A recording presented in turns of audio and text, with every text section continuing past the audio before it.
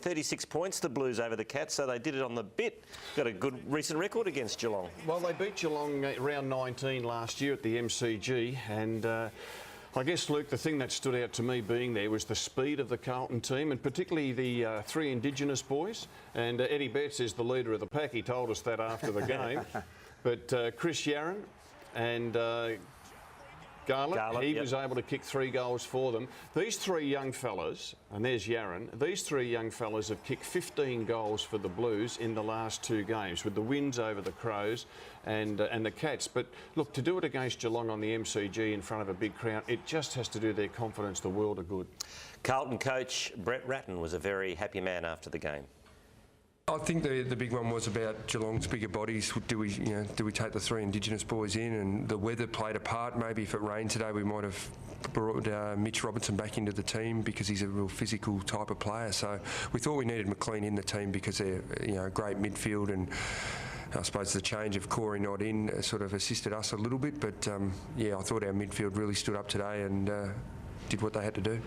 Such a roller coaster being a coach, isn't it? A couple of weeks ago it was no good. The talkback was full of get rid of Brett Ratton. Now it's ridiculous, isn't it? And a month ago, Dean Bailey was in the hot seat. At the moment, it's Matthew Knights and Neil Craig. So there's always someone. You just hope that after a couple of weeks it rolls off you onto someone else. Absolutely. Tell you one thing I was watching today, Quarters, was Chris Judd's speed. It seems as though he's got it back to what it was at his height in the West Coast day.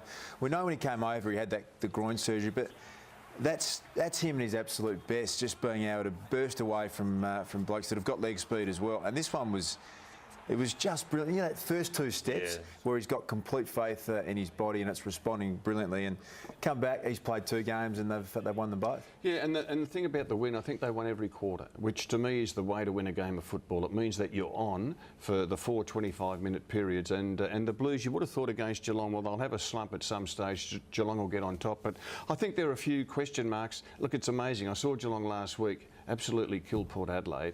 But after today, there's a few question marks about their forward line for a start. Well, the win for Carlton, unfortunately, did come at a cost. Andrew Walker, who's had horrific problems with his shoulders, had numerous operations.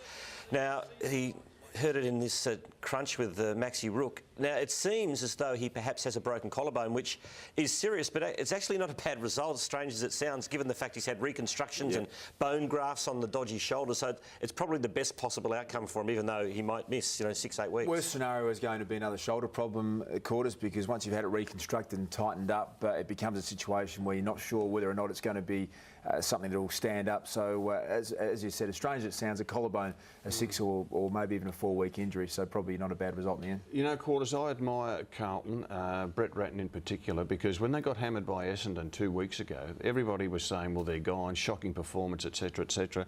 You know what he did?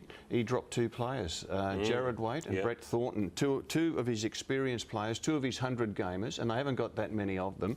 And I think he said, hey, enough is enough. He made a statement, and they had Simon White playing the back line today, just a couple of games. Lucas has only played a couple of games. Looks a good player, Lucas. He moved Gibbs to the half-back flank, and I gave Gibbs best on ground. I thought he was wonderful.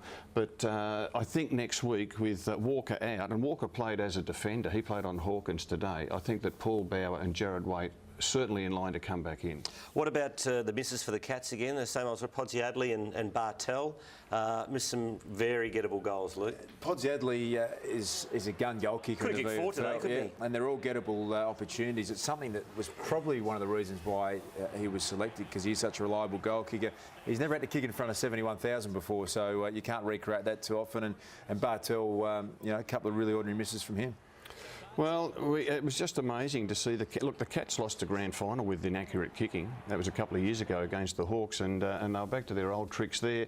But it makes you ask the question: is there room for the 3 tall forwards? They're a bit top heavy, and obviously Mooney's a cert. He's the #1 man. They might have to choose next week between Podsiadly and Hawkins. Who would you choose right now? I'd go Podsiadly. So.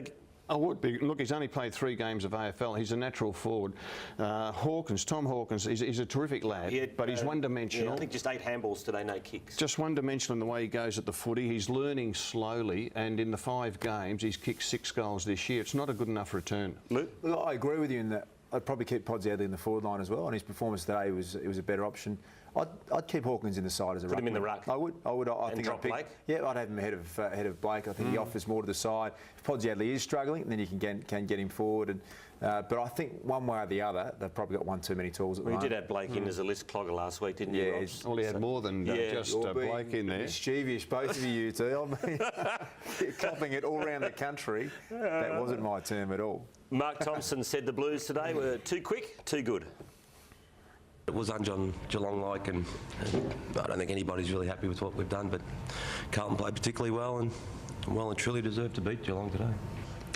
They totally had more run, they had more skill, they totally outplayed us today in every department, not just down back. I got beat. Yeah, I think Jarden, Murphy and Simpson and Scotland and the boys, Carlton Co, beat our players in the midfield today quite clearly. You can't hide from that fact. They were a better team by far, and I thought their midfield totally outplayed ours.